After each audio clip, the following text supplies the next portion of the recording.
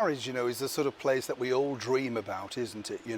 We want to go in, maybe spend a little bit of money, or if like me, occasionally you pop in, get a pint of their own brand milk, the one with the fancy bottle or the fancy carton, and then you just pour your cheaper version in, don't you? Just in case you've got visitors, looks better, doesn't it? Don't tell me I'm the only one that does. I know other people do this. I know, you see, you're all looking at me, oh dear, no, I wouldn't do that, Neil. Oh yes, you would. Back as ever though, to your story of the day. This story truly is a bit appalling in my opinion because it centres on Harrods. Now as I say, I jokingly pointed out that it is the world famous store. It's up there, isn't it, with Macy's, Bloomingdale's, wherever you are in your part of the world, I'm sure you've got the equivalent. We have Selfridges as well over here. Who watched Mr. Selfridge on TV, the drama? Love that, didn't you? Harrods, of course, still renowned today, and you still need a second mortgage if you want to buy something seriously. But on a more genuine note, this is recently what happened in the store. We've got a new activism group, I know, animal activism or animal rebellion now, that are trying to take over and stop the milk supply, all in the name of veganism and the slaughter of animals, etc. So they're basically been breaking into supermarkets and disrupting dairy aisles. And so this week they decided to go into Harrods and pour milk all over the floor from the shelves. Nobody, I might point out, did anything to stop it.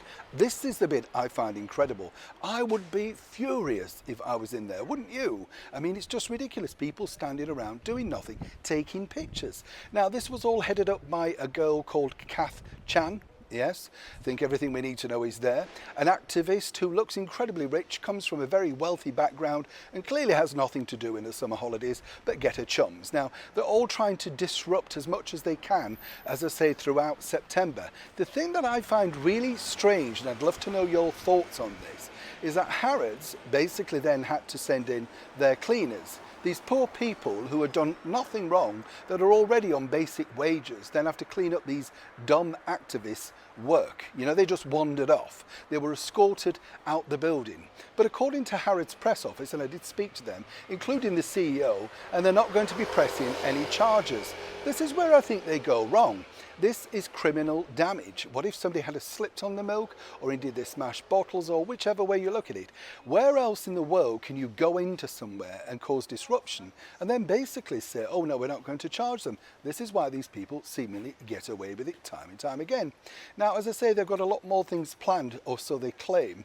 Let's hope they don't come near my aisle in my supermarket. Oh dear, I'll be furious, particularly if there's some reductions going, you know what I'm saying.